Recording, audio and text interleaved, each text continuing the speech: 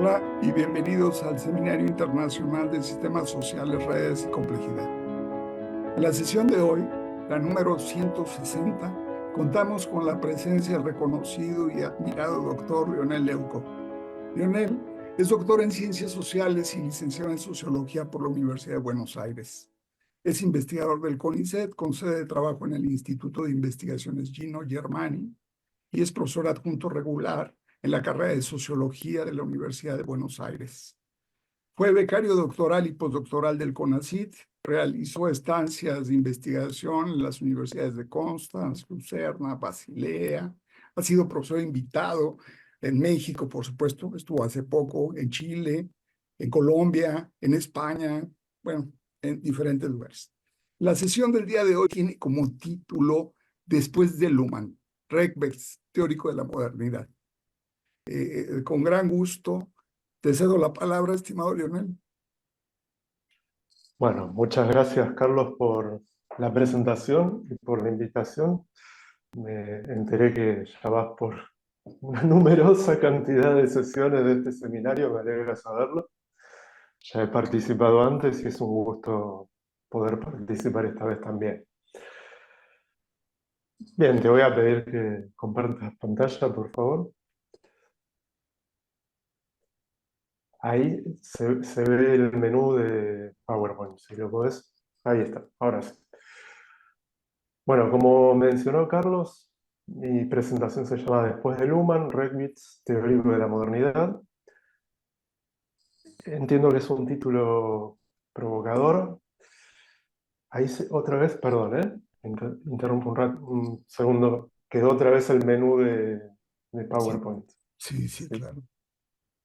Permíteme, listo. Es un título provocador, o sea, ¿qué es lo que quiere decir después de Luhmann? Hay un dato. Desde ya, Rechtweg viene después de Luhmann, eso es un hecho. Pero ¿qué significa esto en términos de dialogar con esta perspectiva monumental, con esta obra monumental que es la obra de Luhmann? ¿Qué se puede decir? ¿Qué se puede decir de nuevo? ¿No? ¿Qué teoría novedosa podemos elaborar después de semejante teoría que nos dejó Luhmann? ¿Qué retomamos? ¿Qué reformulamos? ¿Qué agregamos? Y eso es lo que quiere decir después de Luhmann. Tomo la expresión de un artículo de Sloterdijk. Te voy a pedir, Carlos, que pases de diapositiva. Hay un... no sé si me escuchó, Carlos, pero sí, podrás pasar la diapositiva, Carlos. Ahí está. Tomo un fragmento de un texto de Sloterdijk, entonces, y lo leo para compartirles esta idea. Dice Sloterdijk: la obra de Luhmann encarna un aumento real y radical del patrimonio de la cultura teórica moderna. Por eso Luhmann, más allá de cuánto se hayan oído sus objeciones contra la idea de autoría, es un autor en el sentido preciso de la palabra, dado que se hizo un nombre como aumentador del estado del arte que lo antecede. Por lo tanto, la expresión después de Luhmann no significará, una de las habituales despedidas de un punto de vista pasado en nombre del mero transcurso del tiempo, sino, de eso estoy seguro, una auténtica fórmula de umbral. Después de Luhmann es el nombre para una incisión, una epogé en el sentido tradicional de la palabra, que indica tanto la cesura como el tiempo que viene después de él. Como descendiente, quien viene después de un aumentador tiene que agregar algo. Fin de la cita. Y ese es el desafío del título. Entonces, la pregunta es, frente a la teoría de sistemas sociales, ¿qué agrega Rechtweg? Las preguntas más bien son, ¿qué agrega Rechtweg a la interpretación de la modernidad? ¿Qué categorías del enfoque de Luhmann reformula? ¿Qué perspectivas descartadas por la teoría de sistemas sociales rehabilita? Eso es lo que intento responder en esta presentación. Y ahí paso a la siguiente diapositiva. Hay que decir que Rechtweg publica sus primeros textos en el año 97, o sea, un año antes de que muera Luhmann. No hay un debate, diría yo, muy intenso con la obra de Luhmann. Hay algunas referencias explícitas en los textos de Andreas Reckwitz a la obra de Luhmann, pero hay también algunas referencias que yo creo que que no son explícitas, ¿no? Que son consideraciones que se pueden vincular con la sociología de Luhmann si hacemos un esfuerzo, que es el que yo voy a hacer acá. Entonces, en los años 90, para Reckwitz, el panorama de la sociología alemana tenía que ver con un sesgo muy particular que probablemente viene de los inicios de la sociología, que es pensar lo social y la modernidad en particular desde la racionalidad, ¿no? Y dejar afuera otros fenómenos, otros procesos. En términos de definición de lo social, considera Reckwitz, y esto sí lo menciona explícitamente, son unas líneas de un escrito que cito ahí en esta diapositiva, considera Reckwitz que la distinción entre sistemas psíquicos, sistemas orgánicos y sistemas sociales es una forma en que se expresa este corsé de pensamiento, como dice el autor. En el sentido de que, por ejemplo, los fenómenos que tienen que ver con la afectividad quedan dejados de lado o no tienen un protagonismo eh, destacado en la teoría de Luhmann. En contrapunto, esto no lo voy a desarrollar mucho en esta presentación, pero en contrapunto con la teoría de Luhmann, lo que propone Reckwitz es una teoría de las prácticas o praxeología, que por ejemplo le da un rol importante a la afectividad y el cuerpo, entre otras cosas. Lo que voy a enfocar en esta presentación es el diagnóstico de la modernidad, no tanto la definición de lo social. En ese sentido, la teoría de la diferenciación funcional también expresaría este sesgo de la sociología para Reckwitz. En qué términos? En cuanto a la racionalidad, como la define el propio Reckwitz, o el proceso de racionalización, si lo queremos decir en términos weberianos, tiene como problema el orden. Y claramente la teoría de Luhmann es una teoría que apunta al problema del orden social. Entonces podríamos poner la perspectiva luhmanniana de la modernidad centrada en esta noción que todos y todas conocemos, que es la de diferenciación funcional, como una perspectiva que es deudora de esta tradición sociológica, que es pensar la modernidad como un proceso de racionalización. Por cierto, no es como Luhmann piensa la racionalidad, ¿no? Es la forma en que Reckwitz interpreta esta cuestión. Entonces, lo que pretende hacer Reckwitz, y yo creo que lo logra, es mostrar otros procesos que van en paralelo al proceso de la racionalización, ¿no? Eso es lo que busca aportarnos su teoría de la modernidad. A ver si por favor podrás, Carlos, gracias. Entonces, para resumir voy a decir que en la sociología de Reckwitz hay dos procesos que van en paralelo, a veces de forma contradictoria y a veces de forma complementaria, que son el proceso, más bien dos lógicas. La lógica de lo general, que tiene que ver con lo que en la sociología conocemos como estandarización, homogeneización, que está vinculada a la racionalización, ¿no? Weber, Simmel, la escuela de Frankfurt nos han hablado de esto. Y hay otra lógica que la llama Reckwitz lógica de lo singular, que tiene que ver con un proceso no de racionalización, sino de culturalización. De lo singular ya nos han hablado también las perspectivas clásicas, por ejemplo, Weber nos habla del líder carismático, cuyo carisma es intransferible, nos dice Weber. Simmel nos habla de la aventura como un momento temporal singular, desarrolla una teoría que le da mucha relevancia al tema de la individualidad, Simmel. Entonces, la cuestión de la singularidad aparece de la teoría clásica. También aparece en la Escuela de Frankfurt, sobre todo en este texto tan conocido de Walter Benjamin, que es la obra de arte en la época de la reproductibilidad técnica. Aparece bajo el concepto de aura, la singularidad. Entonces son dos lógicas que, la de lo singular y la de lo general, que podríamos decir que tienen una relación en tensión a lo largo de casi todos los periodos de la modernidad, ¿no? Es una lógica marginal, la de lo singular, que entra en tensión con la pérdida de lo cualitativo, como dice Simmel, que es producto del avance del racionalismo, la decoloración de la vida social que implica el intercambio económico, ¿no?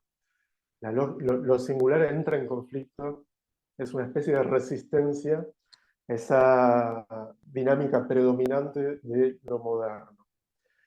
Está en un lugar marginal entonces a lo largo de la modernidad, no en la modernidad tardía, de eso voy a hablar en un rato.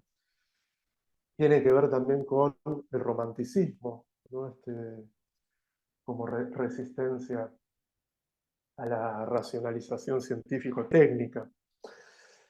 En fin, entonces tienen una relación en tensión a lo largo de la modernidad, salvo en la modernidad tardía.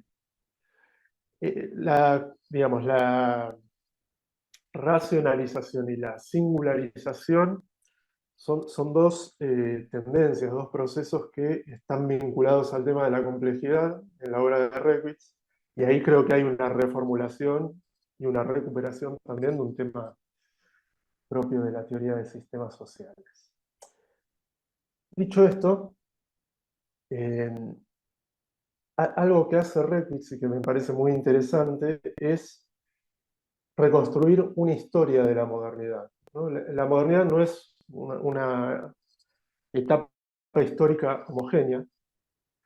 Diría Reckwitz que no la podemos describir desde sus comienzos hasta la actualidad siempre con los mismos conceptos, o pensarla como una época histórica que no tiene matices internos, sino que hay tres etapas en la modernidad para Reckwitz: la modernidad burguesa, la modernidad temprana, podríamos decir, la modernidad organizada, que es la modernidad de posguerra, de la segunda posguerra, que es la del estado de bienestar, y la de la Unión Soviética. Ahí el proceso de racionalización llega a su máximo, llega a su máxima expresión, con la cultura de masas, con todas estas cuestiones de las que nos hablaron Adorno y Horkheimer. Y la modernidad tardía, que es la época que estamos viviendo. Yo me voy a enfocar sobre todo en la modernidad tardía porque me interesa hablar de la actualidad y a su vez es lo que más le interesa a Reckwitz, ¿no? Hablar de la modernidad tardía, no tanto de la modernidad temprana y la modernidad organizada. Les voy a comentar algunas cosas de estos otros dos periodos de la modernidad para entender un poco mejor la modernidad tardía. La modernidad burguesa es aquella que describen los clásicos. Me adelanto un poco a algo que voy a decir enseguida, que es que Reckwitz rehabilita un tema que la teoría de sistemas sociales descarta, por razones teóricas, que es la teoría de las clases sociales. Entonces, en todas estas fases de la modernidad tenemos diferentes configuraciones de las asimetrías sociales. En la modernidad burguesa, como dijo Marx, el conflicto central es entre burguesía y proletariado. En la modernidad organizada tenemos una sociedad de clase media nivelada, ¿no? El proletariado es integrado al consumo y tenemos una sociedad de bienestar, o un estado de bienestar, como se suele decir.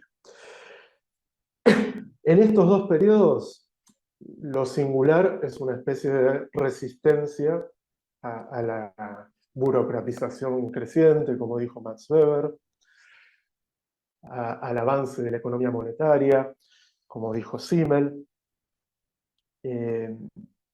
a la industria cultural, como dijeron Adorno y Horkheimer, ¿no? Lo singular es lo que rompe con esa dinámica.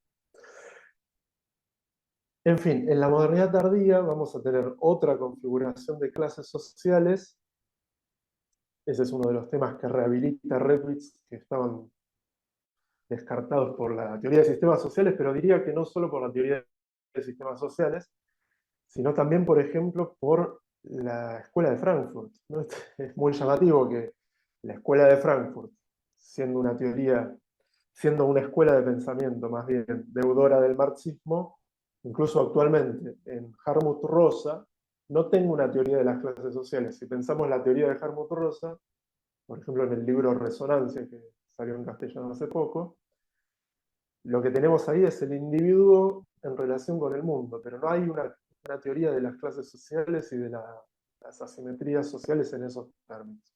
Entonces yo diría que Reckwitz rehabilita para la sociología alemana en general, no solo en lo que hace a la discusión con Luhmann, la cuestión de las clases sociales, y en la modernidad tardía vamos a tener otra configuración de las desigualdades sociales en términos de clase. La modernidad tardía es una sociedad de clases sociales, ¿no? Implica desigualdades en términos de clases sociales. Bien, me quedaron todos número 1, no me di cuenta de eso. En realidad es el tercer punto lo que estoy mencionando ahora.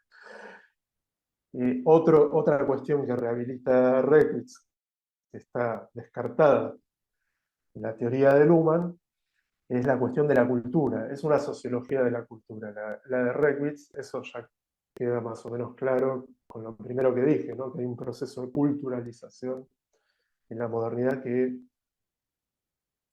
en las dos fases, en las dos primeras fases de la modernidad está en tensión con la racionalización, y en la última fase ya vamos a ver que se complementan los dos procesos. Entonces, digo, es un recorte de la teoría de Reckwitz. Yo hace unos años que la estoy leyendo. Hay otras cuestiones que se podrían mencionar. Estas son solo algunas dimensiones, pero podríamos decir que Reckwitz va a entender, perdón, la modernidad a partir de este contraste entre lo general y lo singular, separando etapas de la modernidad. Va a entender estas etapas de la modernidad a partir de la teoría de las clases, a partir de una teoría de la cultura, y por otro lado, a partir de la noción de contingencia. Y acá tenemos de nuevo otro concepto que es central en Luhmann y que Reckwitz de algún modo reformula. Pasando a la siguiente diapositiva, bueno, voy a comenzar hablando de lo general y lo particular. No voy a hablar tanto de lo general, sino más bien de lo particular, que es lo característico de la modernidad tardía, aunque está presente en todas las fases de la modernidad, pero en las dos primeras fases en términos marginales. Utiliza este término Reckwitz, ¿no? Doing generality, porque lo general y lo singular no son tendencias que flotan en el vacío, sino que tienen que ver con prácticas sociales. Algunas cuestiones, simplemente para que se entienda un poco más esto. Lo general, bueno, ya lo dije, tiene que ver con la estandarización y la homogeneización. Está vinculado lo general con el proceso moderno de la racionalización y se relaciona con dos problemas: el problema de la escasez y el problema del orden, ¿no? En cuanto al problema del orden, bueno, ahí lo podemos ubicar a Luhmann. El problema de la escasez tiene que ver con otras cuestiones, sobre todo con la racionalización en términos técnicos, ¿no? La relación del ser humano con la naturaleza. Bueno, esta lógica, esta dinámica llega a su máxima expresión, como les decía, en la modernidad organizada en Estados Unidos y en la Unión Soviética. Ahora, pasando a la siguiente diapositiva, voy a comentar brevemente, aunque me voy a detener un poco más en esto, qué quiere decir la práctica de la singularidad, ¿no? Esto que se llama Reckwitz doing singularity, perdón. Lo singular ya lo sabemos con Simmel, con Weber, con Benjamin, es eso que no se puede intercambiar ni comparar, ¿no? El ejemplo característico de lo singular en la modernidad es la obra de arte, por eso pongo ahí un pequeño fragmento del Jardín de las Delicias. Hay varios problemas que se vinculan a la singularidad. Yo diría que centralmente tiene que ver con la cuestión del sentido, pero no como la aborda Luhmann, sino en términos enfáticos, ¿no? Como lo pleno de sentido. Tiene que ver con otras problemáticas, como describí acá en esta diapositiva, pero centralmente tiene que ver con eso, ¿no? Cuando Simmel habla de la aventura, está pensando en un instante lleno de sentido, pleno de sentido, que rompe con lo rutinario, el tiempo, que rompe con el tiempo cuantitativo de los relojes, etc. Cuando Weber piensa en el líder carismático o en la dominación carismática, está pensando en un contrapunto con el desencantamiento del mundo, ¿no? Entonces lo singular tiene que ver con el sentido, creería yo, sobre todo. Si digamos, si en la lógica de lo general las entidades sociales son un medio para un fin, ¿no? Esto es la racionalidad instrumental, en la lógica de lo singular son un fin en sí mismo, ¿no? La obra de arte, por ejemplo, es un fin en sí mismo, no es un medio para otra cosa. Asimismo, lo singular tiene un carácter afectivo, mientras que lo general, lo racional, es neutral en términos afectivos. ¿Cómo define Reckwitz lo singular? Recurriendo al concepto de complejidad.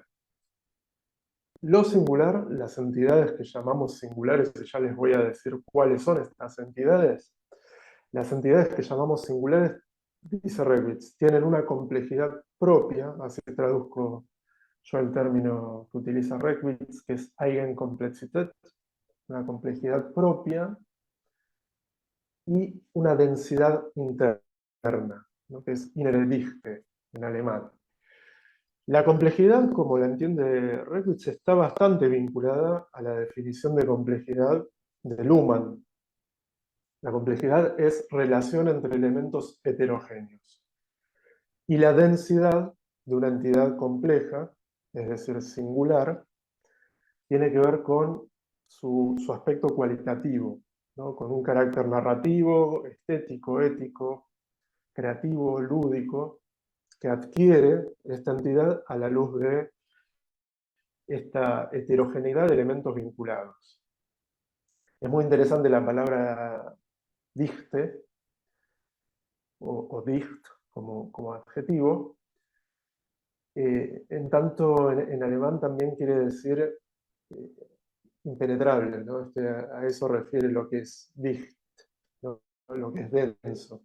Eso es un término que se utiliza para referir en el habla cotidiana a la niebla, por ejemplo, ¿no? Como algo muy espeso, ¿no? Algo en cierto sentido impenetrable. Cuando yo leí a Reckwitz, cuando lo empecé a leer ya hace unos 3 años, me preguntaba si lo singular, el concepto de lo singular es equivalente al concepto de diferenciación. O sea, lo que me preguntaba es si esta es una nueva teoría de la diferenciación. Y finalmente llegué a la conclusión de que no es una nueva teoría de la diferenciación, ya que singularización y diferenciación son para mí dos cosas diferentes, ¿no? La diferenciación tiene que ver con la lógica de lo general, con la racionalización, en tanto en la perspectiva clásica, si pensamos en Durkheim, la división del trabajo tiene que ver con el problema del orden social, ¿no?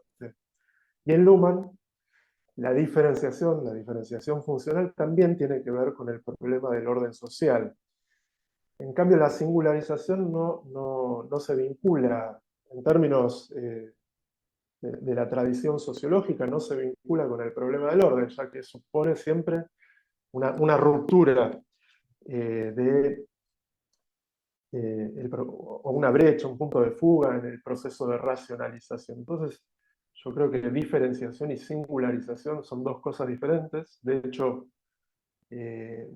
como antecedentes de estas dos problemáticas, o más bien como representantes de estas dos problemáticas, tenemos teorías y perspectivas diferentes. Podemos pensar en la sociología clásica como, bueno, eh, eh, aquella perspectiva que solemos estudiar cuando cursamos sociología, que es la teoría de Durkheim, la sociología de Durkheim de la división del trabajo, como un ejemplo paradigmático de teoría de la diferenciación, o si no más acá, la teoría de la diferenciación funcional. Ahora, cuando pensamos en la singularización, tenemos todos estos otros ejemplos de los que les hablé, perdón. El aura en la obra de Benjamin, la dominación carismática en Weber y la noción de individuo en Simmel. Ahora bien, la singularización no es idéntica a la individualización. ¿Por qué no es idéntica? Porque la idea de lo singular abarca más que la idea de individuo.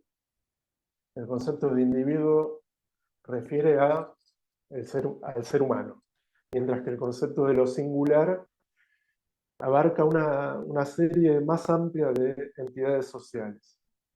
¿Qué quiero decir con entidades sociales?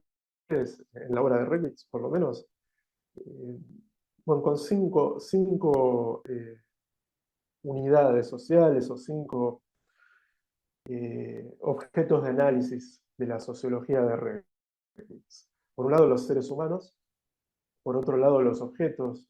Reckwitz introduce en su teoría la importancia de los objetos en la vida social y ahí dialoga con Latour. Los objetos, los seres humanos, los espacios, los colectivos sociales, los grupos, es decir, y los tiempos. Esas son las unidades sociales que se pueden pensar desde la lógica de lo general o desde la lógica de lo singular y son distintas según cómo las miremos, ¿no? Y según cuál sea el momento de la modernidad que miremos.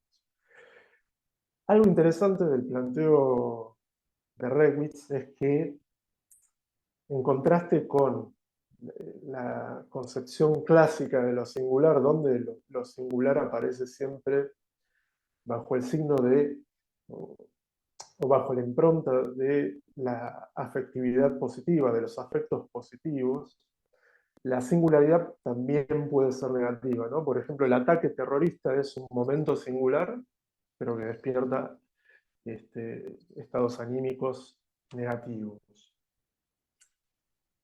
Bien, avanzando con esto y pasando a la siguiente diapositiva, para pensar un poco cómo se configuran estas unidades sociales o entidades sociales en la lógica de lo singular, podríamos decir que, y voy a plantear todos ejemplos de la modernidad tardía, porque es en la modernidad tardía donde adquiere su máxima expresión la lógica de lo singular y pasa a ser la lógica social principal. Ya voy a explicar esto un poco más. En fin, los objetos no tienen, digamos, pensando en estas diferentes unidades sociales, los objetos no tienen simplemente un carácter instrumental, no son simplemente un medio para un fin, sino que tienen una repercusión afectiva. Pensemos en las mercancías, ¿no? En los bienes, en los bienes y en las características que buscan despertar en los consumidores hoy en día. ¿No? Las marcas no buscan simplemente vender objetos que sean útiles, sino que tengan cualidades éticas, estéticas, ¿no? Podemos pensar en el consumo responsable, en los productos bio, en las estéticas de las marcas, ¿no? Ahí hablo de las marcas. Es muy interesante esto, ¿no? Porque si pensamos en la obra, en este texto de Benjamin, tan conocido, la obra de arte en la época de la reproductibilidad técnica,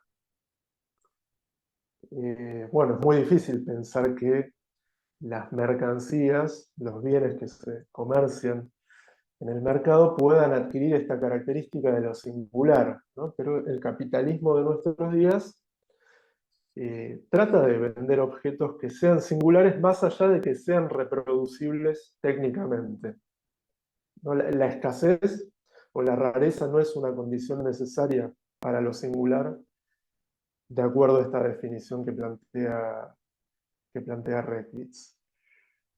La singularidad de los sujetos es algo que nos resulta más fácil pensar, ¿no? Ya que en la tradición tenemos el concepto de individuo y siempre hemos pensado la singularidad de los sujetos.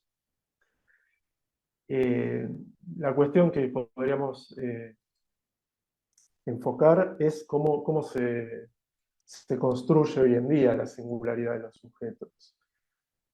La singularidad no es un hecho per se, hay, digamos, un trabajo de los individuos en su singularización y también se produce frente a un público.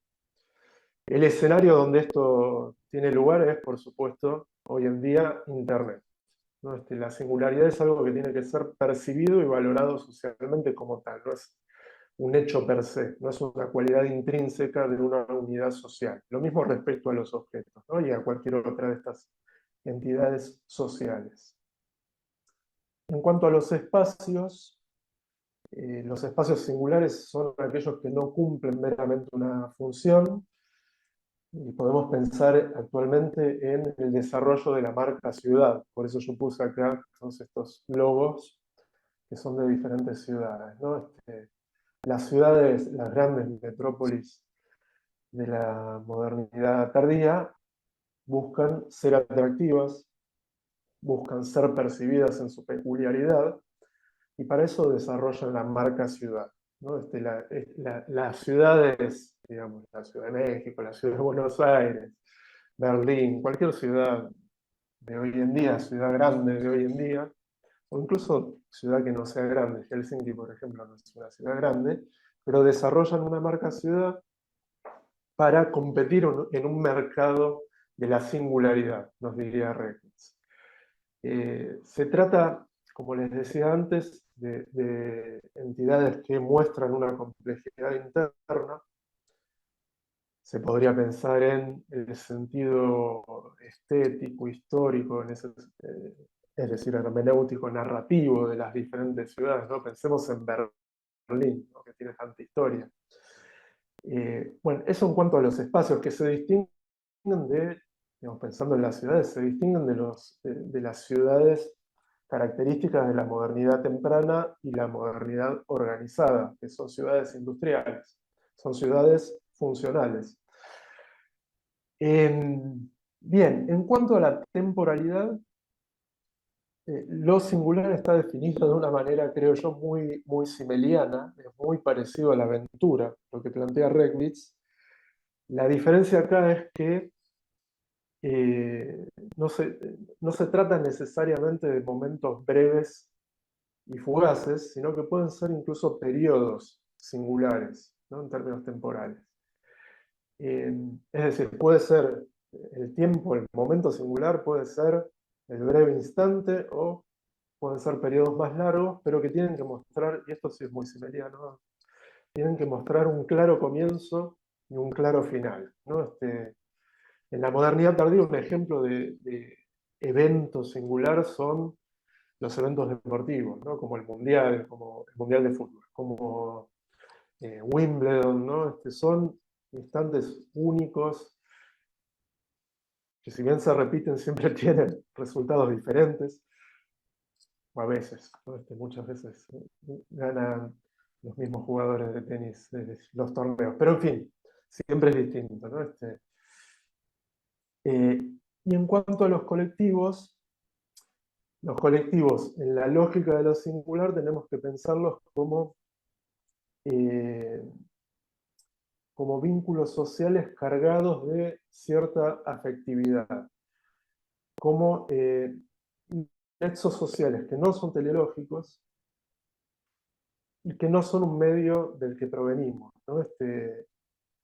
Habla Reckwitz de neocomunitarismos, que a diferencia de las comunidades de las que nos habló Denis, de la que habla Weber, ¿no? El contraste entre comunización y socialización, que menciona Weber en Economía y Sociedad, a diferencia de esas comunidades, estas comunidades son electivas. Un ejemplo serían los fans de una serie en una página que se reúnen en una página de Facebook o de Instagram, ¿no? Una red social más actual que Facebook.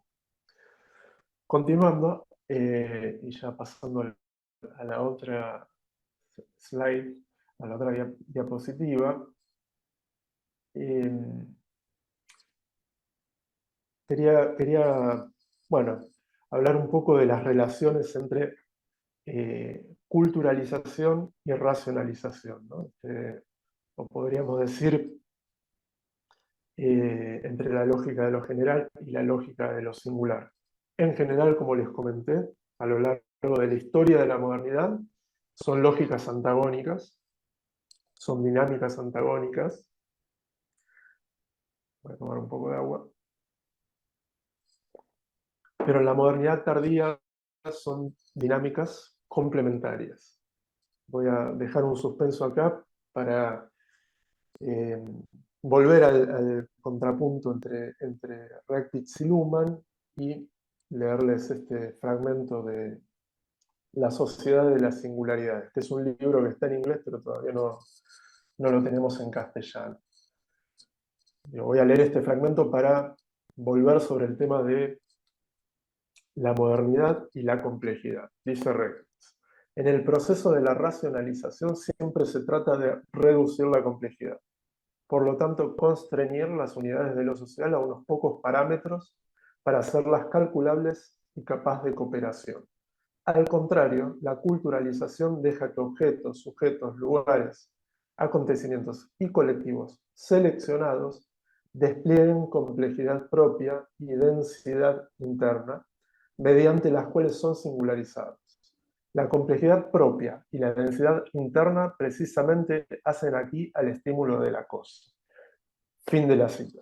Es decir, que en términos de complejidad se mueven de manera diferente las dos dinámicas, ¿no? La dinámica de lo general o de la racionalización y la dinámica de lo singular o de la culturalización.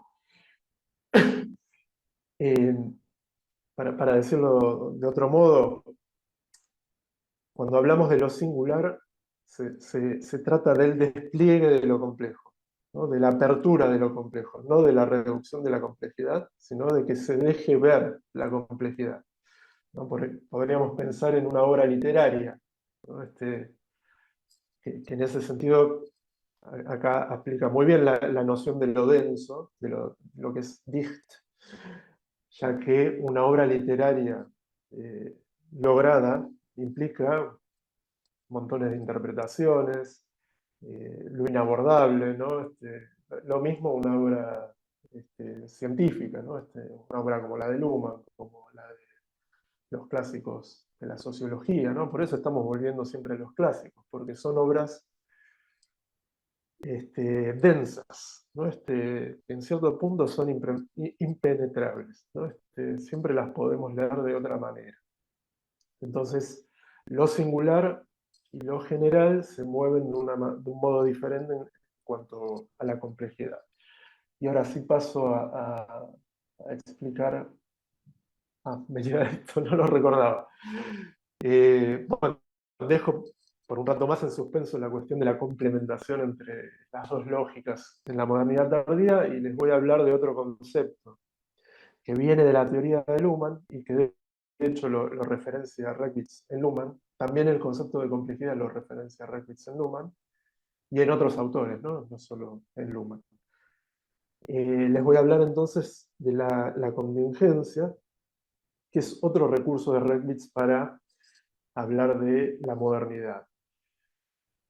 Yo diría que tanto en Reckwitz como en Luhmann la contingencia es considerada como un valor propio de la modernidad, ¿no? Es un valor característico de lo moderno. hacen análisis, creo yo, diferentes de este fenómeno, le dan un uso diferente al concepto.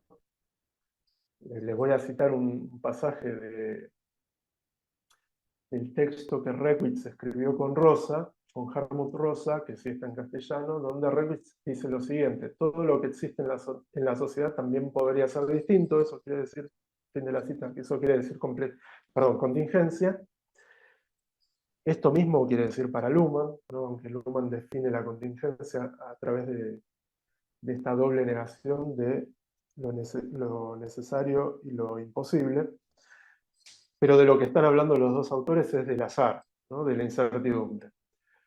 Entonces los dos consideran que la contingencia es un valor propio de lo moderno. Ahora, el uso que le da Reckwitz creo yo que es un poco distinto en cuanto usa esta noción para dar cuenta de el pasaje de una etapa de la modernidad a otra, ¿no? Para Reckwitz hay en la modernidad una dialéctica, como digo ahí en la diapositiva, una dialéctica entre apertura de la contingencia y cierre de la contingencia, una dialéctica que es infinita, que tiene que ver con la idea de progreso ya en la modernidad tardía puesta en cuestión, tiene que ver con la idea de que todo es mejorable, todo podría ser mejor. Entonces, característico de la modernidad es que haya movimientos críticos que pongan en cuestión lo dado por sentado, ¿no? Que abran la contingencia en ese sentido. En la primera modernidad, la revolución burguesa, la revolución francesa, muestra la contingencia del orden social al poner en discusión y llevar adelante una revolución que da por tierra con la sociedad estamental feudal. Ahora, una vez que la burguesía alcanza a constituir un nuevo orden, ese nuevo orden invisibiliza su propia contingencia, se universaliza, se naturaliza y se transforma en una nueva hegemonía. Acá lo toma a la Cló, Reckwitz, uno de nuestros orgullos argentinos. Bien, entonces hay un movimiento constante de apertura y cierre de la contingencia. El cierre de la contingencia que se da en la modernidad temprana es puesto en cuestión en términos políticos, por el socialismo, ¿no? En fin, entonces en cada etapa tenemos apertura, tenemos movimientos de crítica que buscan abrir de nuevo la contingencia. Frente a la modernidad organizada, frente al estado de bienestar, el movimiento de crítica económico y político es el neoliberalismo, ¿no? Que busca desregular el estado de bienestar. Bueno, en esa coyuntura nos encontramos en Argentina y en otros lugares del mundo, por supuesto, ¿no? Pero esa es una discusión, es una disputa que todavía se está dando. Entonces, para volver al contrapunto entre Luhmann y Reckwitz, en los dos autores es la contingencia un valor, un fenómeno omnipresente y propio de la modernidad. Acá es utilizado de otra manera, en cuanto para Luhmann es un valor omnipresente en el sentido de que los diferentes subsistemas sociales de la diferenciación funcional desarrollan la observación de segundo orden y transforman en un hecho generalizado la contingencia, ¿no? Eso es propio de la modernidad a la Luhmann, ¿no? Vista en la óptica luhmanniana. Por eso me parece que los dos autores se tocan, convergen en cierto punto, pero usan el concepto de manera diferente. Y ahora, continuando con la siguiente diapositiva, ahora sí voy a hablar de la modernidad tardía, de algunos elementos de esta teoría de la modernidad tardía. Muchas gracias, Carlos. Estaba manejando el PowerPoint porque yo tuve un problemita técnico. Bueno, la tesis central de este libro, que es La sociedad de las singularidades, Die Gesellschaft der Singularitäten, la tesis central es que en la modernidad tardía, a diferencia con fases previas de la modernidad, la lógica de lo general y la lógica de lo singular no están en tensión, sino que se complementan. Y la lógica de lo general pasa a ser una especie de infraestructura de la lógica de lo singular. Esto se ve muy claramente en Internet, ¿no? Cómo esta gran infraestructura técnica digital de la que disponemos permite que los individuos construyan en las redes sociales su singularidad, ¿no? Sean valorados y considerados individuos singulares. El individuo siempre es singular, eso es una tautología, ¿no? Sean considerados singulares. En fin, entonces la lógica de lo singular y la de lo general pasan a tener una relación de primer plano y segundo plano. Esto es muy interesante pensarlo, ¿no? Porque a la luz de la omnipresencia de la técnica en nuestras vidas parece raro decir que la racionalización, la lógica de lo general pasa a un segundo plano. Y esa es la tesis controvertida que plantea Reckwitz, pero que nos permite discutir, pensar.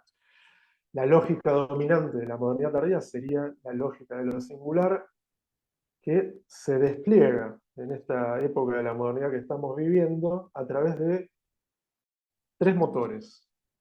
A través de la revolución técnica de lo digital, de eso algo dije, pero voy a decir algunas cosas más, a través del pasaje de por lo menos en las sociedades occidentales, y discúlpenme que hable de sociedades, sé que en un seminario de teoría de sistemas, bueno, hay que discutir eso, podemos decir en Occidente al menos, el pasaje de la economía industrial a la economía post-industrial, y como un tercer motor de el protagonismo de lo singular está para Reckwitz el surgimiento de una nueva clase media. Todos estos elementos están conectados y ahí los voy a ir desplegando en las siguientes diapositivas.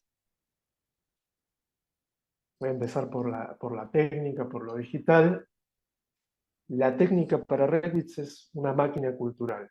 Hace que la cultura se despliegue a lo ancho y lo largo de la vida social, ¿no? Porque hoy en día imágenes, textos y sonidos con un carácter afectivo están disponibles en cualquier momento y en cualquier lugar a través de la telefonía móvil.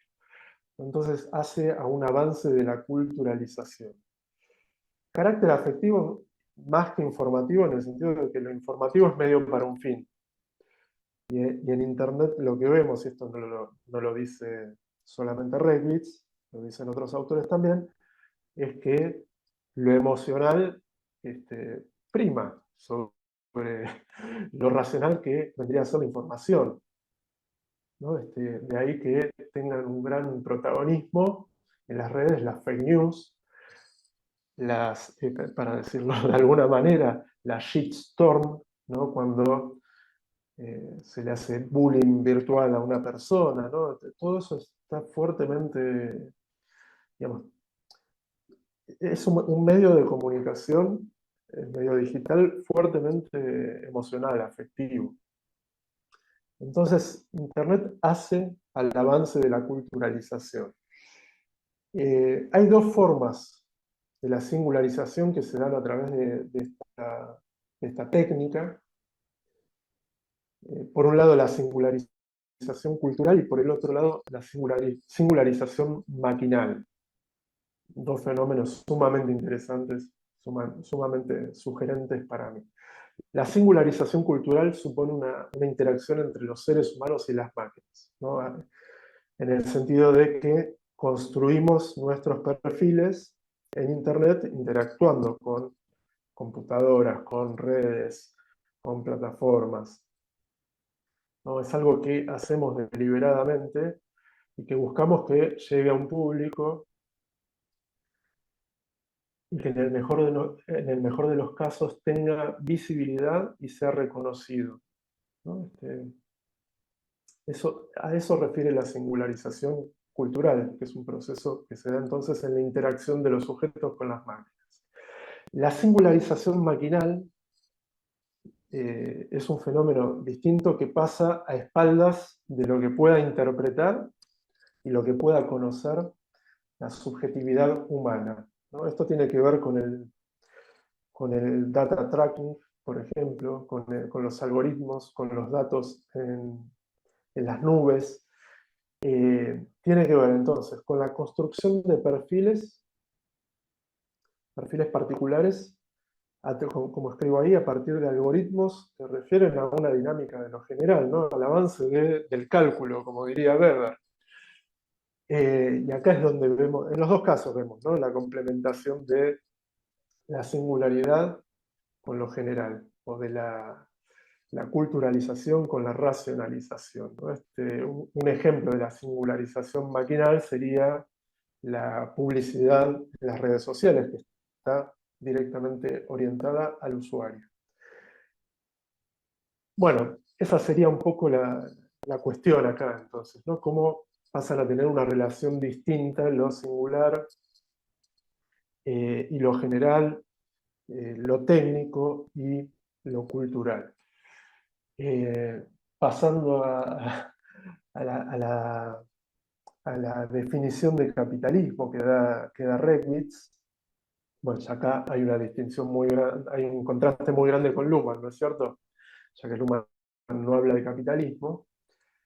Y otro contraste muy grande con Luhmann es que esta es una teoría que está bastante centrada en la economía, ¿no? Le da un peso muy importante a la economía. Y de ahí que también le dé un peso muy importante a las clases sociales, aunque son clases sociales que tienen que ver con la cultura y con la economía, que en realidad se fusionan, ¿no? Por eso habla de un capitalismo cultural, Reckwitz.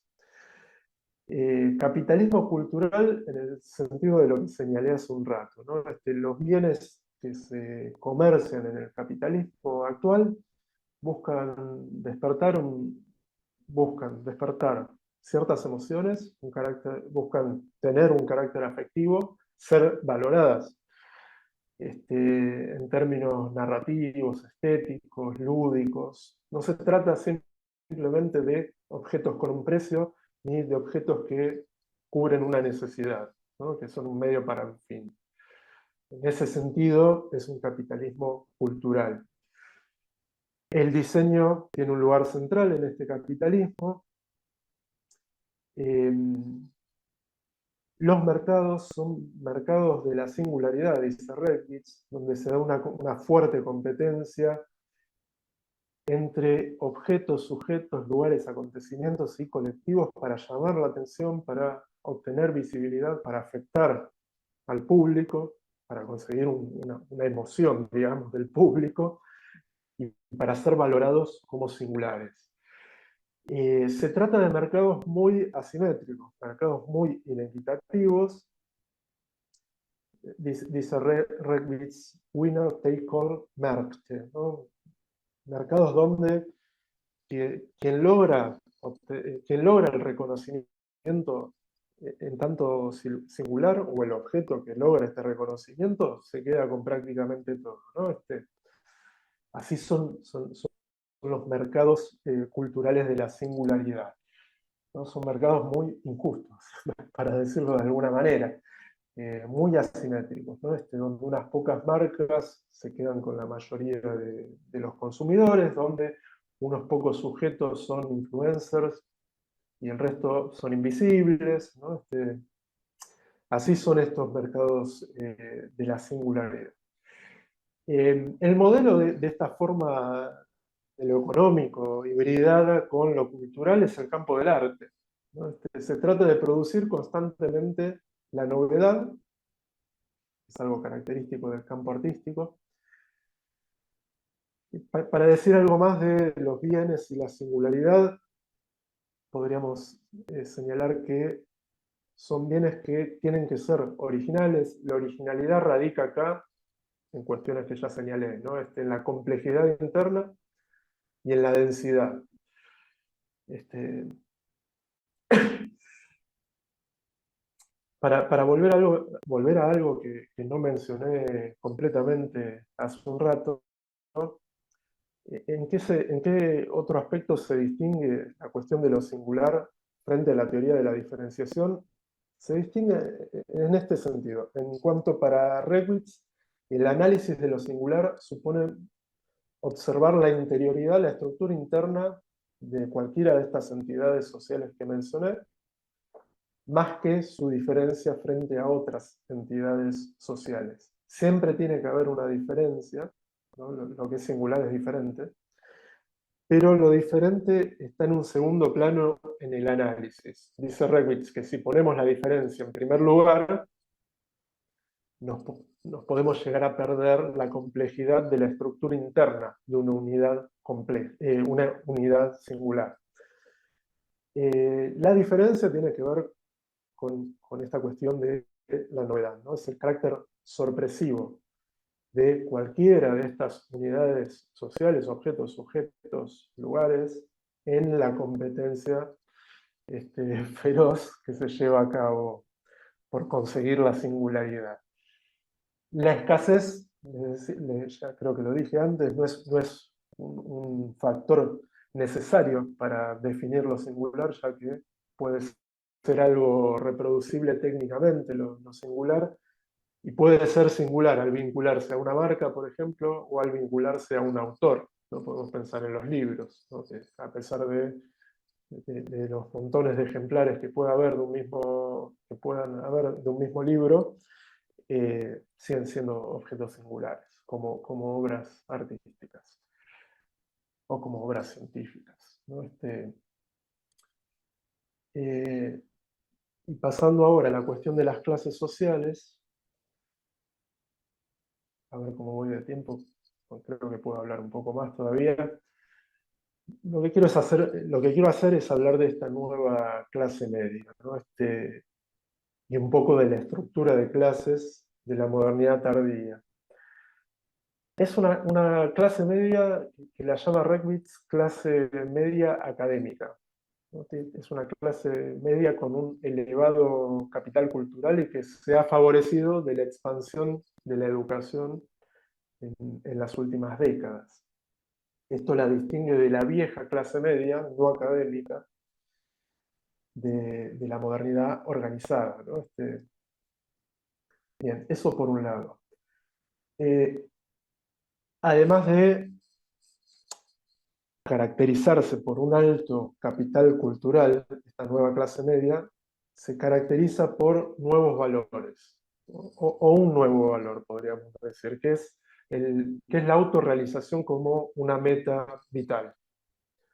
En esta nueva clase media se trata por eso es un motor de la singularidad, ¿no? Se trata del despliegue de la peculiaridad de cada uno, ¿no? Eso es lo que se busca.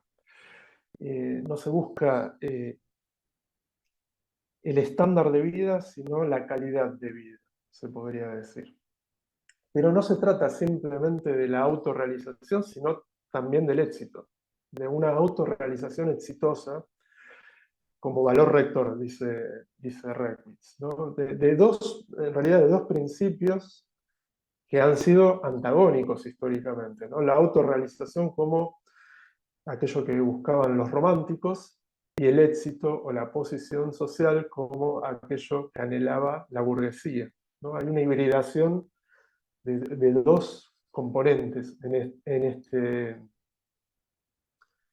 digamos, en este valor vital de la nueva clase media, y en ese sentido hay una revolución de la autenticidad, nos dice Reckwitz.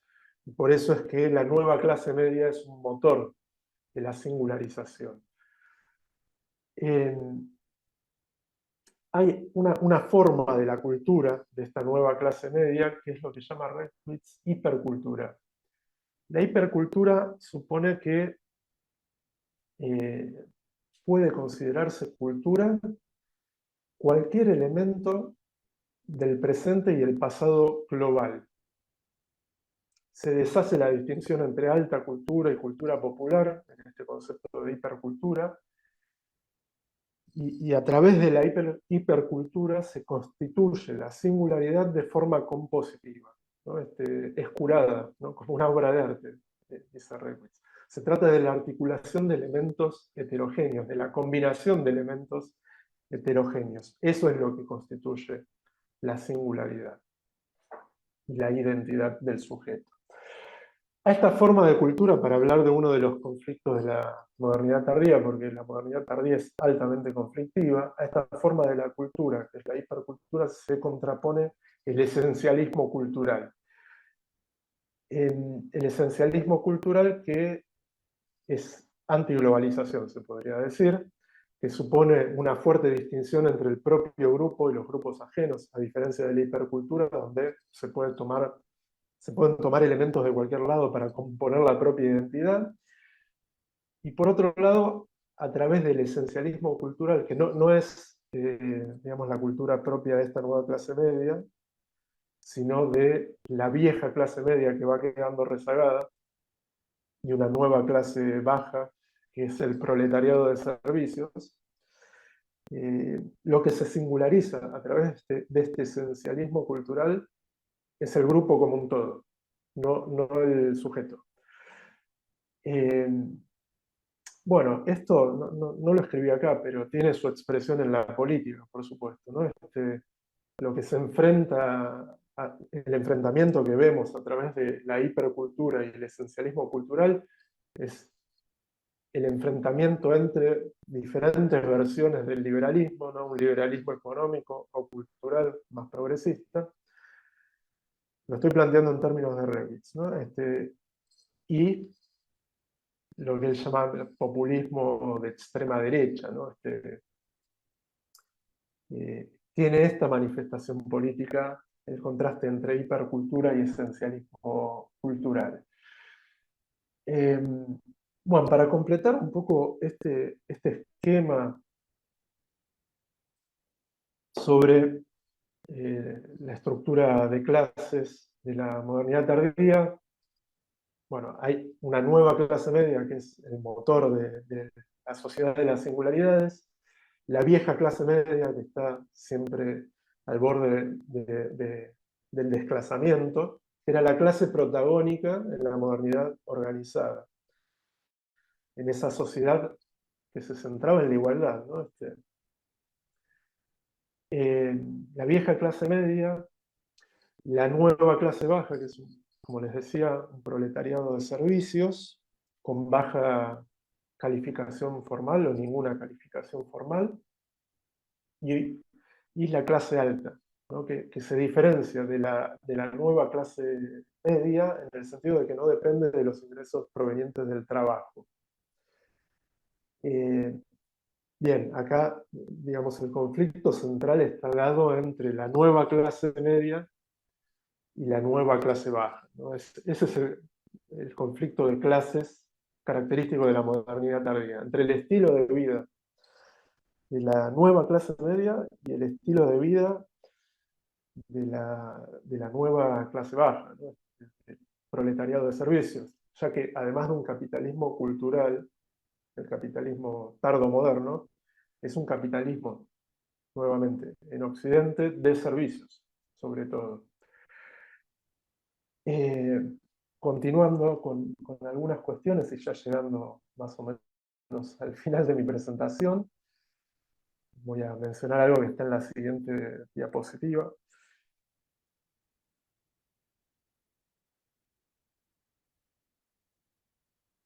Bien, hay una serie de crisis que se dan a través de las diferentes asimetrías, polaridades, típicamente tardo-modernas, que son las siguientes, ¿no? Yo no hablé de todas las asimetrías, todas las polaridades, pero la modernidad tardía tiene ganadores y perdedores en los mercados de la singularidad, ¿no? En el ámbito del trabajo, en el ámbito de la educación, también en estos términos se pueden pensar las ciudades, en tanto hay puntos geográficos que son reconocidos como singulares, que son reconocidos como atractivos, turística, laboralmente, habitacionalmente, y regiones rezagadas, ¿no? Eso se puede pensar también en una misma ciudad, ¿no?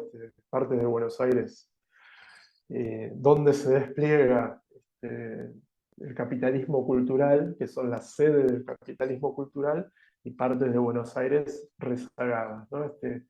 Los medios digitales también son un espacio donde hay ganadores y perdedores. Ya hablé de influencers y personas que son prácticamente invisibles. Entonces hay una crisis del reconocimiento social en la modernidad tardía.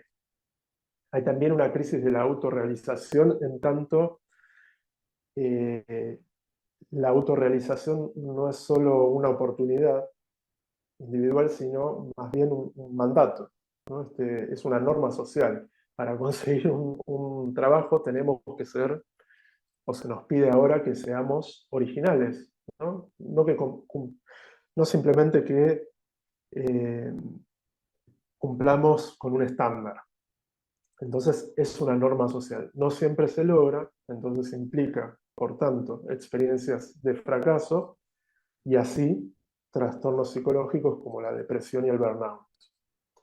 Cuestiones que no son mi métier, por supuesto, pero las quería mencionar. Y hay una crisis política. Con esto no me metí tanto. Así como es una teoría, la de Reckwitz, fuertemente anclada en lo económico, también es una teoría que le da mucha fuerza a lo político.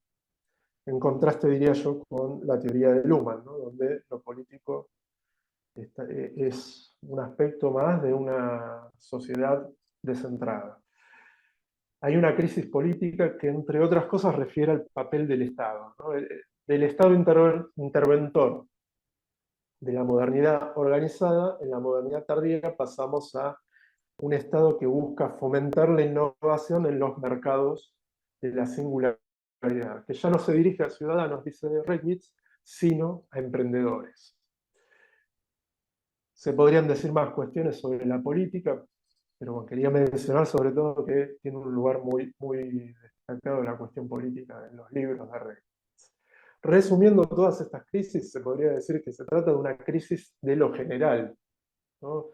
Una crisis, por un lado, de las formas de inclusión social de la modernidad organizada, es decir, una crisis de esa sociedad que era una sociedad igualitaria,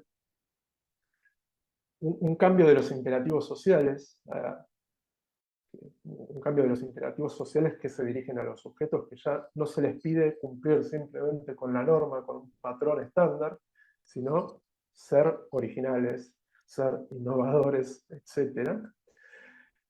Y una crisis del estado de bienestar como forma de regulación social, ¿no? Ese es el panorama, digamos, este es el panorama, la conclusión a la que llega Reckwitz con su análisis, ¿no? Que es una época de crisis esta. Y ahora sí creo que voy terminando. Me quedan un par de slides, me quedan dos. Digo, para volver al contrapunto con Luhmann, y a modo de síntesis voy a decir lo siguiente: ¿cuál es la teoría social en un caso y otro? Bueno, ya lo sabemos, teoría de sistemas sociales en el caso de Luhmann, y en el caso de Reckwitz, una teoría de las prácticas o praxeología. No lo desarrollé demasiado esto, tiene mucho diálogo con la perspectiva de Bourdieu. A mí me resulta más sugerente su planteo sobre la modernidad que la teoría de las prácticas, por eso me enfoqué en esta cuestión. Y aparte, Reckwitz considera que la tarea central de la sociología es proponer un diagnóstico de la modernidad. A propósito de eso, la teoría de la modernidad de Luhmann, para mencionar el concepto clave de su teoría de la modernidad, bueno, tiene que ver con la diferenciación funcional, con el orden, es decir, con un orden que se procesa, se tramita en los diferentes subsistemas funcionales, pero siempre se trata de constelaciones de doble contingencia. El concepto central en Reckwitz es el de lo singular, ¿no? Es el de singularización, que tiene que ver con el sentido en términos enfáticos, ¿no? Con lo pleno del sentido.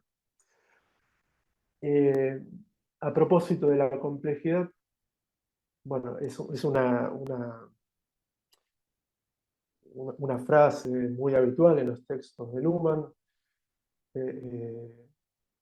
la de que los sistemas reducen complejidad. Entonces, ¿cómo es abordada la complejidad en la teoría de Luhmann? Como un tema que resuelven o tramitan los sistemas sociales en términos de reducción de la complejidad, ¿no? Recordemos que es central en la teoría de Luhmann la diferencia sistema-entorno y que eso implica un gradiente de complejidad, ¿no? El sistema siempre es menos complejo que el entorno. En la obra de Redwitz, la singularidad implica un despliegue de la complejidad, ¿no? Lo que es singular muestra su complejidad. Y así abordamos las obras de arte, ¿no? Por ejemplo, siempre el caso más claro de lo singular es la obra de arte. La contingencia, en un caso, en el de Luhmann, aunque tiene muchas otras aristas, lo mismo que la complejidad, ¿no? Luhmann elabora mucho más los dos temas, la complejidad y la contingencia. En el caso de Luhmann, en la modernidad tiene que ver con la observación de segundo orden, en cada subsistema social, por ejemplo, en la economía a través de los precios, en la ciencia a través de las publicaciones. Y en el caso de Redwitz, el concepto de contingencia es un concepto clave para explicar cómo se transita de una fase de la modernidad a otra. El problema central de cada teoría, estoy reduciendo complejidad, por supuesto, porque no es tan sencillo, no es tan simple, como dice Luhmann, no hay nada simple, pero para esquematizar, el problema central de la modernidad para Luhmann es un problema ecológico, ¿no es cierto? Aunque también desarrolla una teoría de la desigualdad tardíamente, y los colegas y las colegas lumanianos y lumanianas han trabajado en esto, por supuesto. Pero yo diría que el problema central de su teoría es la ecología, son cuestiones ecológicas. El problema central de la teoría de la modernidad de Redwitz es la desigualdad, porque es una teoría de las clases, centralmente. No es que no esté presente la cuestión de la ecología, pero diría que ese es el problema central. Esto parece esos textos donde dicen, y por último, y vemos toda una parrafada de cosas, pero ahora sí llegamos al final. Bueno, la idea es responder a esas preguntas que planteé al comienzo. ¿Qué es lo que agrega Redwitz a la interpretación de la modernidad? También lo que estoy diciendo es una gran esquematización, ¿no? Se podrían pensar muchas otras cosas, pero yo diría que hay un enfoque más sutil que el de Luhmann, en tanto incluye 3 etapas de la modernidad: modernidad burguesa, organizada y tardía. Por supuesto, Luhmann no podría haber hablado, o sí podría haberlo hecho, pero no llegó a verlo, ¿no? Del todo. No podría haber desarrollado una teoría de la modernidad tardía, porque es lo que estamos viviendo ahora, sobre todo. Cuando Luhmann murió, eso empezaba, se podría decir, ¿no? Entonces no se le puede objetar a Luhmann que no haya visto esta tercera etapa de la modernidad, aunque se empezó a ver algo de lo digital. Hay una sección en la sociedad sobre las computadoras, pero es cierto que la diferenciación funcional pareciera un concepto intocable a lo largo de la modernidad, ¿no? Desde que arranca la modernidad hasta la etapa actual. Bien, eso por un lado, ¿no? La historización de los momentos de la modernidad, y también el juego de las dos lógicas, ¿no? Que son dos lógicas que tienen que ver, una con el orden y la otra con lo pleno del sentido y con otros elementos de la tradición sociológica que no van por el lado del orden.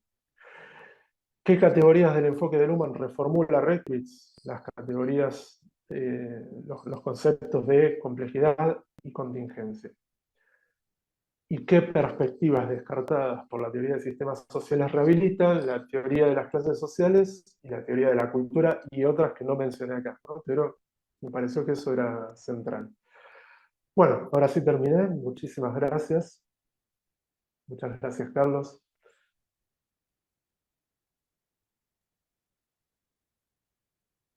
Excelente, Jonel. Una explicación muy, muy clara y muy precisa de un autor nuevo y complicado, complejo, pero muy interesante. Todavía no tenemos preguntas. Esperemos que los colegas, los profesores, estudiantes hagan las preguntas. Eh, Pues fíjate que dentro de los planteamientos principales de Regbitz, hay uno que en lo particular me sorprendió mucho y que me dio mucho gusto también. Es este concepto de la teoría no como sistema en los cuales hay un conjunto de conceptos principales que hay que trabajar de manera ordenada, de manera secuencial, sino más bien la teoría pensada en términos de una caja de herramientas, es decir, no de un sistema cerrado de un solo autor. Hay muchas propuestas teóricas, hay muchas posiciones teóricas en sociología, y participar en esta conversación tan amplia, poder, digamos, trabajar con algunos conceptos de algunos autores o de otros autores, me parece una propuesta fresca, abierta, plural, que en algunos casos hace mucha falta en la sociología. ¿Qué opinas de eso? Bien, bueno, a mí también me parece una propuesta muy interesante. Creo que lo que tiene de interesante esta idea de la teoría como herramienta en vez de como sistema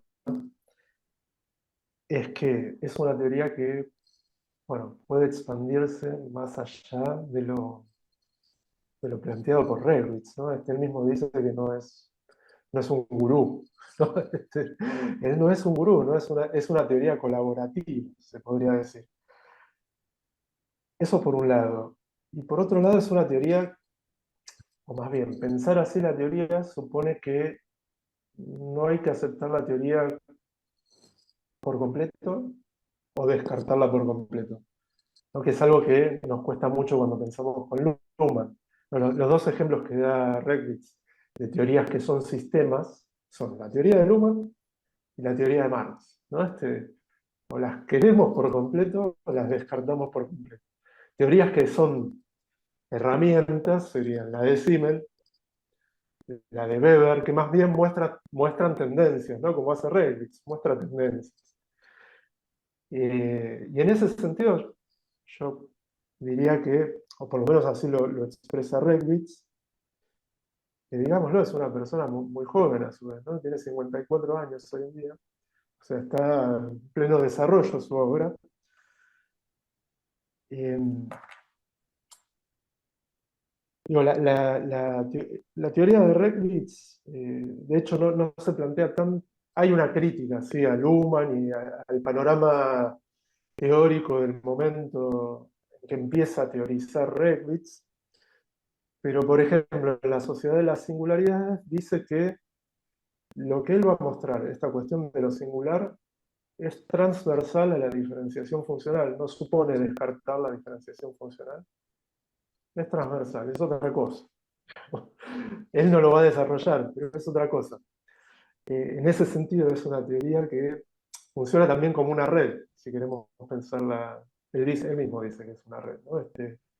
Una teoría modular, ¿no? A la que se le pueden agregar, sacar cosas, ¿no? A mí me parece una forma interesante de trabajar, me parece que es una teoría muy, muy aplicable, él busca que llegue, él no lo hace del todo, ¿no? Pero busca que tenga un desarrollo empírico, que sea un instrumento para la investigación empírica.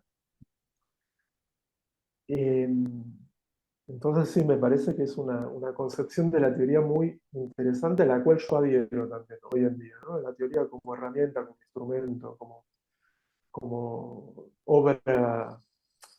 La teoría de Luhmann también es una obra colaborativa, ¿no? Hay millones de cuestiones que han sido planteadas con posterioridad a Luhmann. Pero es difícil, por ejemplo, pensar, hibridar esa teoría con otras, ¿no? Muchas veces, ¿no? Es bastante complicado.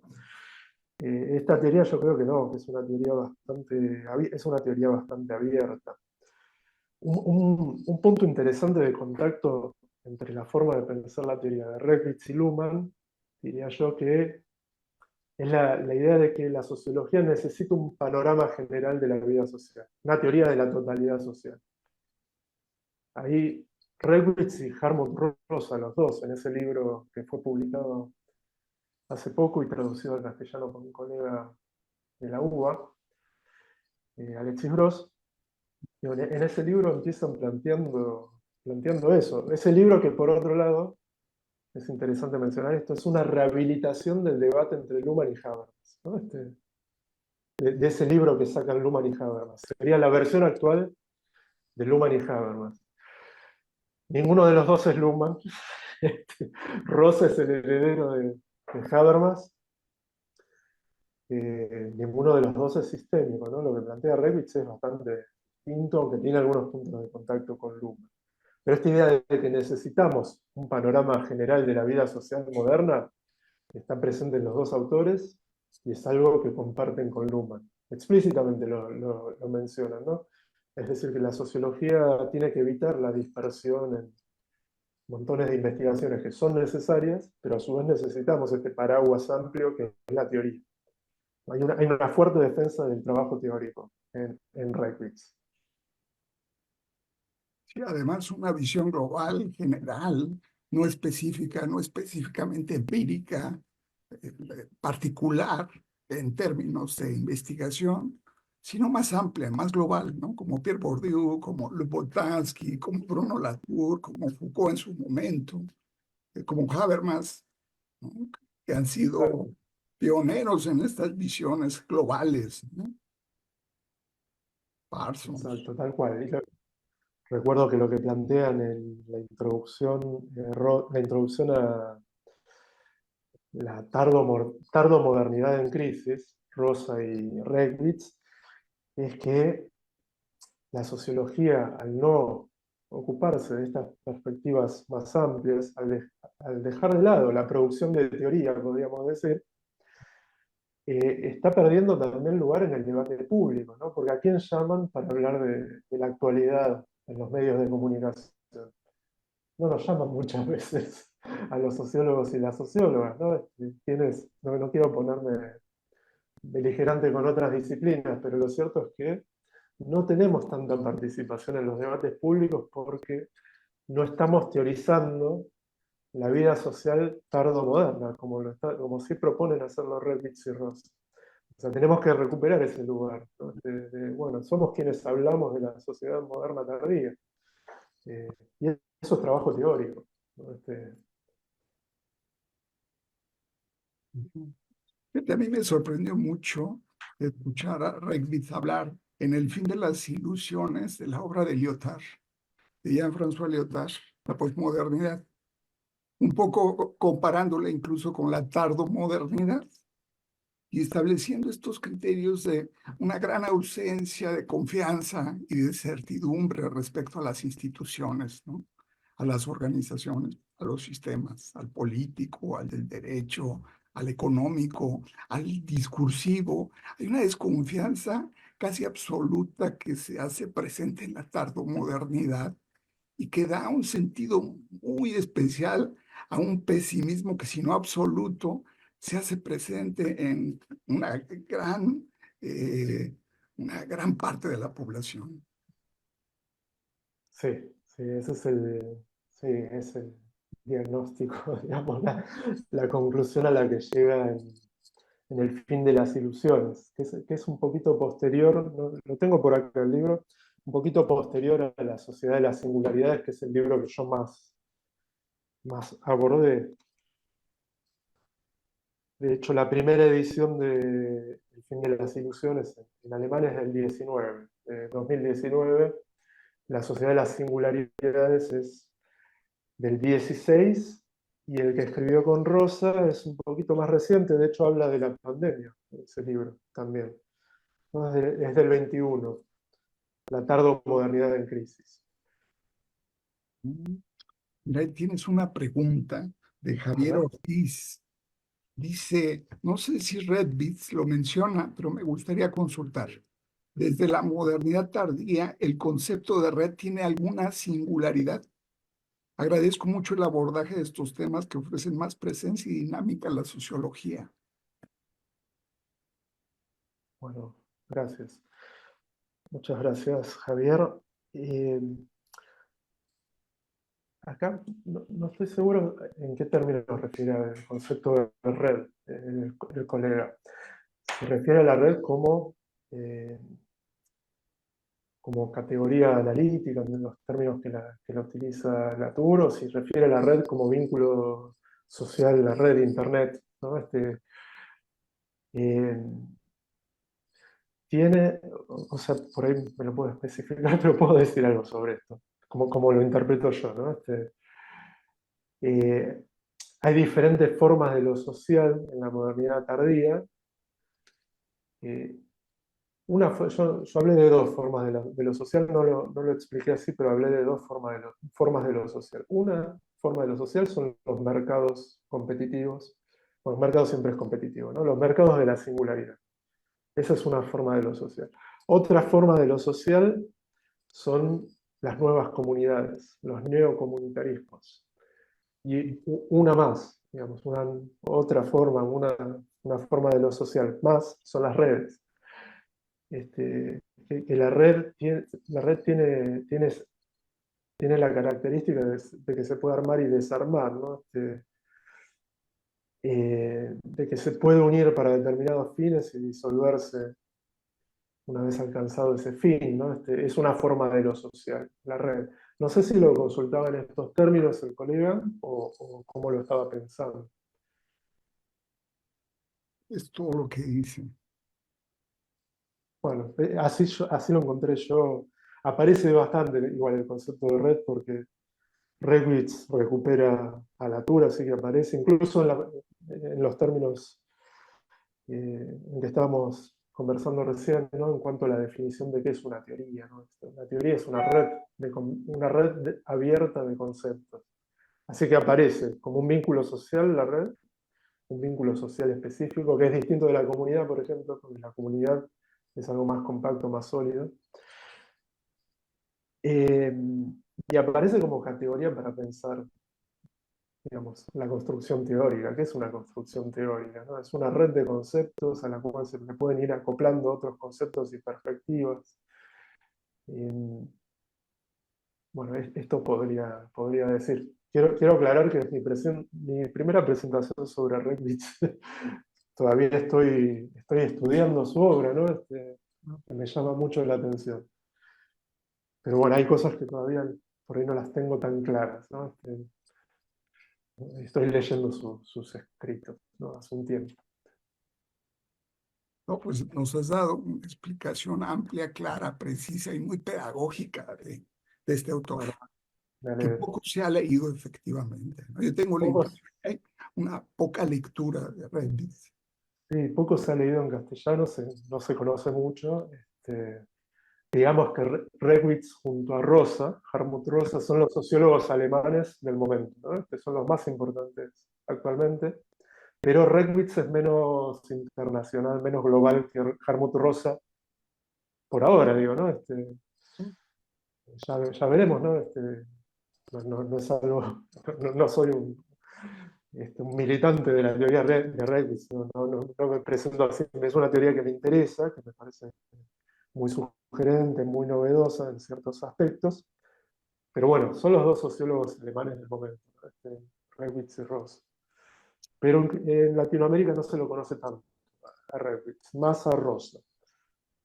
Fíjate que a mí también me resulta muy interesante las propuestas, algo similar a lo que Habermas hace en la teoría de la acción comunicativa, cuando describe las diferentes aporías que se presentan, describe las aporías planteadas por Weber, por Durkheim, por Marx, por Freud, en la sociedad moderna, y busca formas de proponer algo.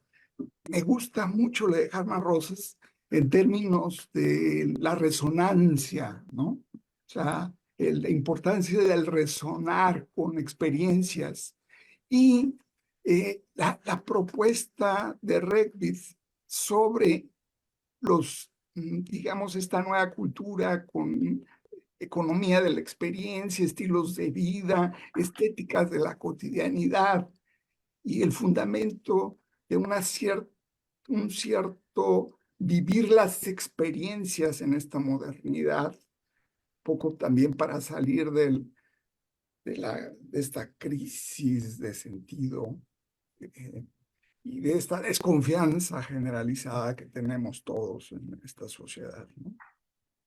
También, ¿qué opinas de eso? Sí, sí, hablando de las dos perspectivas, la de Rosa, Hartmut Rosa, y la de Reckwitz, son dos teorías propositivas, ¿no? Más la de Rosa que la de Reckwitz. O sea, lo que recupera Hartmut Rosa en resonancia es el problema del buen vivir, ¿no? De la vida buena, que es un problema ético. Entonces es como heredero de la tradición frankfurtiana, hay una propuesta. No toda la tradición frankfurtiana hay una propuesta tan fuerte, diría, ¿no? En Adorno es mínima la propuesta, ¿no? En Rosa, en Rosa sí hay una propuesta de reconexión con el mundo, ¿no? Con sus problemas, ¿no? Con sus dificultades.